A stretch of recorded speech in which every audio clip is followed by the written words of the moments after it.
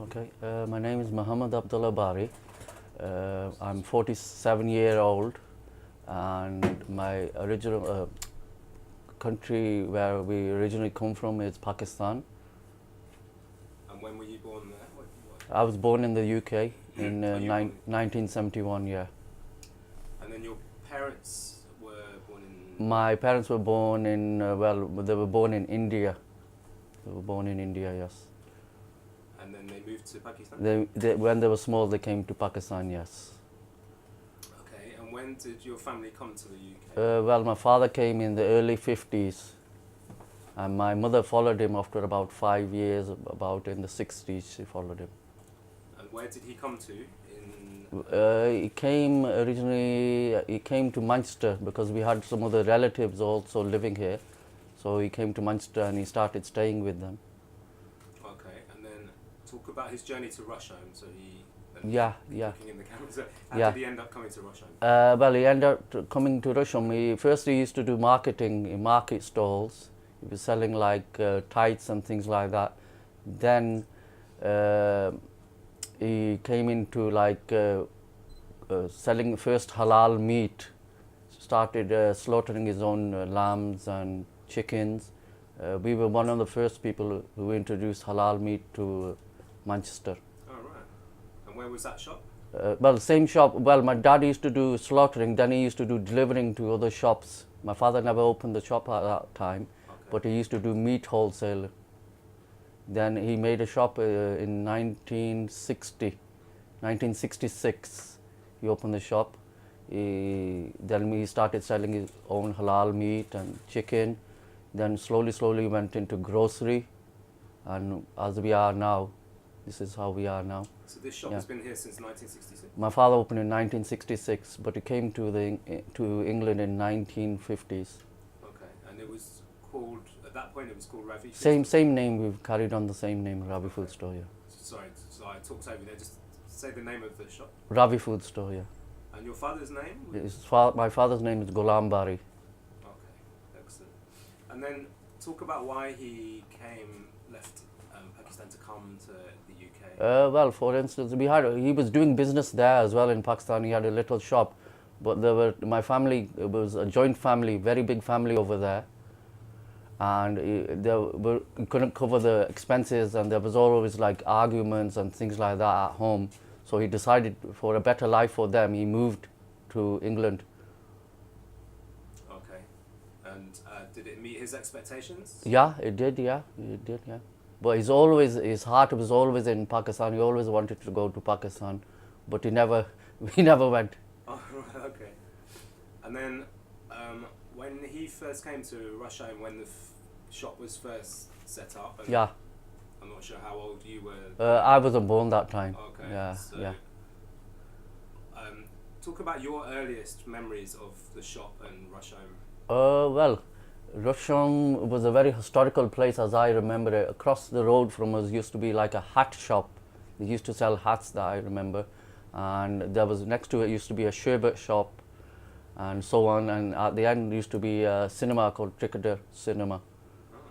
Yeah, and it used to be a very, very nice place at one time. And as far as I remember, the roads were a lot wider as well at that time. And the shelves, now we have metal shelves. At that time, there used to be wooden shelves, and they used to use more glass, like glass shelves or glass counters. I remember glass counters in my shop where they used to serve like, Indian sweetmeats and things like that. We used to sell them as well at one time because there was no, in Rusholme, there was only one restaurant on the whole road, and they never used to sell sweetmeat, and they started selling sweetmeat afterwards. So at that point then, what was the ethnic mix of Rusholme?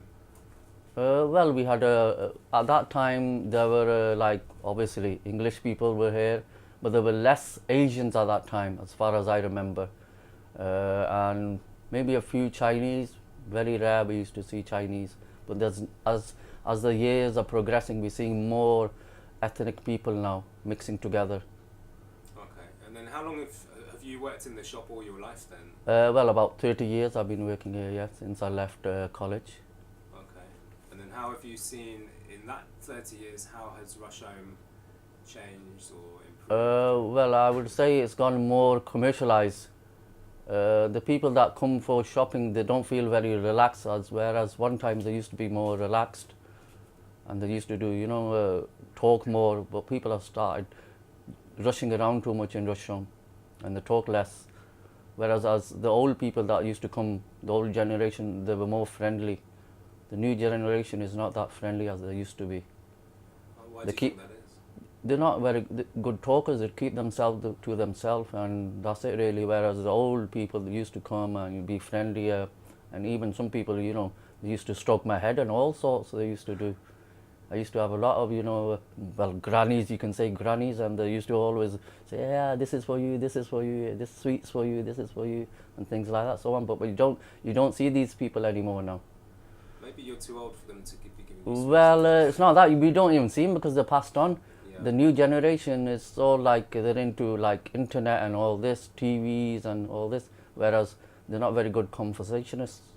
So have you noticed what you're selling has had to change over the generations? So have you've had to bring in different produce or different types of food? Yeah, we're more gone into things like Arabic food, Chinese food, and different type of fruits we do now as well. Whereas at one time it was just apple and oranges and bananas basically, but now it's more different fruits. Now we're talking about avocados, lychees, dragon fruits and things like that, different fruits, star fruits. And that's for your. So what's your customer base? Who's coming in the shop? What nationality? Well, I would say it's multicultural. It's multicultural people coming in, English people come in, Pakistani, Indian people, African people. I sell African products as well. So it's multicultural people are coming in. Okay, and you've got a butcher's shop in the corner, so Yeah. you're still selling halal meat. Halal meat, we're still selling that, but that halal meat is for everybody. Anybody can eat halal meat. You don't have to be, any religion people can eat halal meat. It only means like kosher. Yeah. But when so you said your dad was the first person to sell halal meat Yeah. here. That must have been a big. Yeah, because he had experience, because he used to do like meat wholesale prior, because he used to deliver like places like Bari, Oldham, Rochdale, all the little towns around Manchester. He used to deliver there before he opened the shop. Okay. Excuse me. So we talk about Rusholme today, Abdullah. Mm-hmm. How does it compare today in terms of the makeup of the shops Uh-huh. to 20 years ago, 30 years ago? I would say that it's changed. There's more Arabs in Rusholme, Kurdish Arabs, and they're more opening like shisha bars, which is not really family oriented.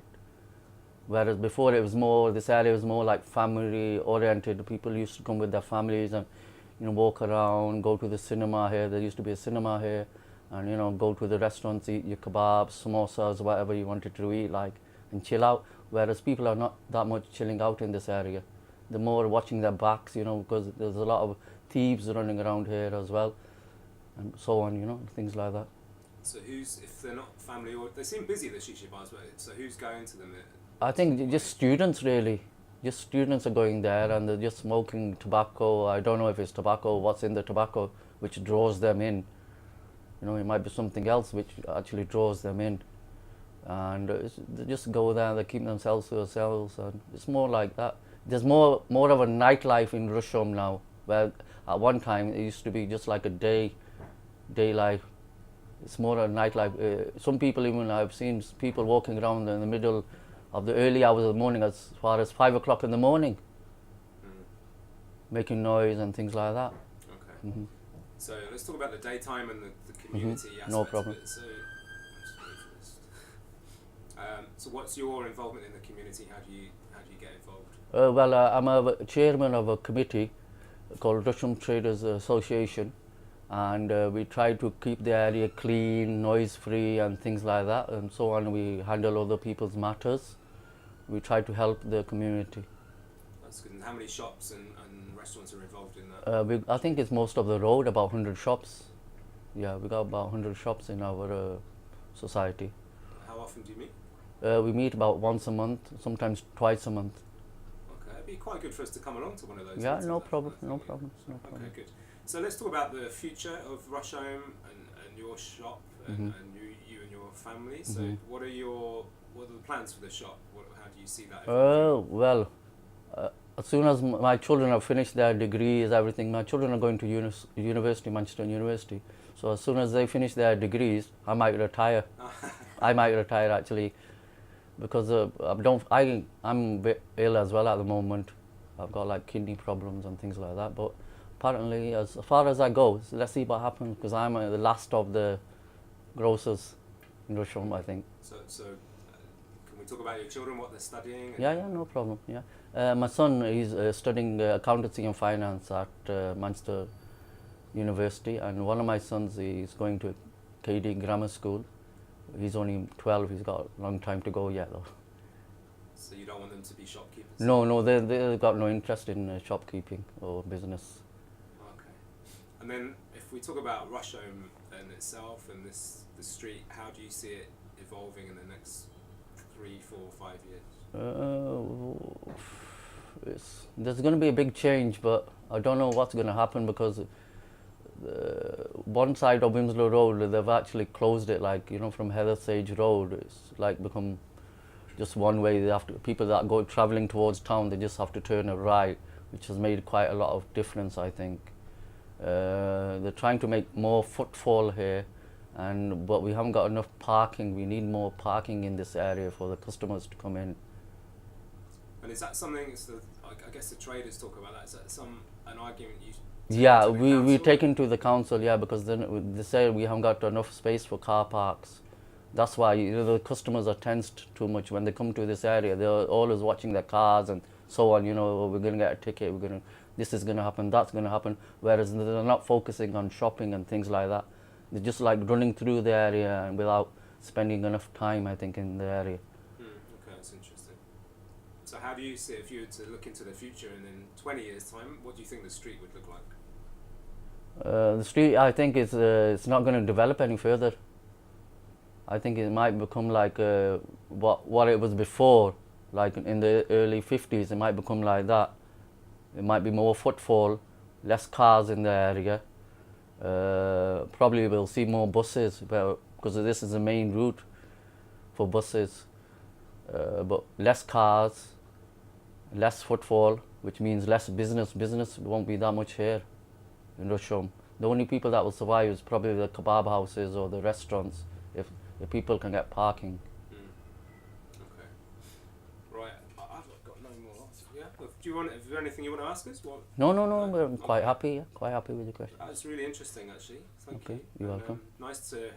Interesting to know your children are going to go off and do. Yeah, because they say that Dad, it's not our cup of tea. It's very hard work what you're doing, because I spend about 17, 18 hours a day in the shop, and you don't really have more of a family life. Whereas my children, they want a job that 9 to 5 hours a day, just 5 days a week. Whereas I used to work 7 days a week, so I had to cut down because of my health to 6 days a week.